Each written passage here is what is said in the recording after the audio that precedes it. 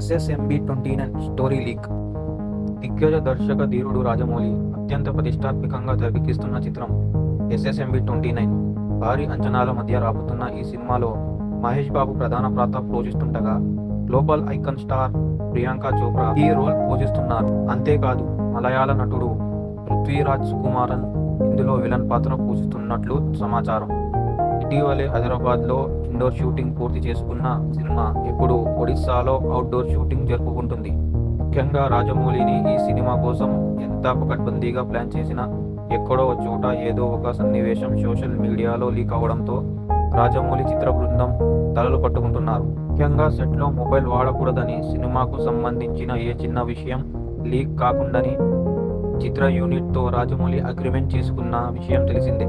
అయితే ఇప్పుడు అగ్రిమెంట్ను కూడా కాదని వీడియో లీక్ అవడంపై రాజమౌళి అసహనం వ్యక్తం చేస్తూ చిత్ర బృందంపై ఫైర్ అవుతున్నట్లు తెలుస్తుంది.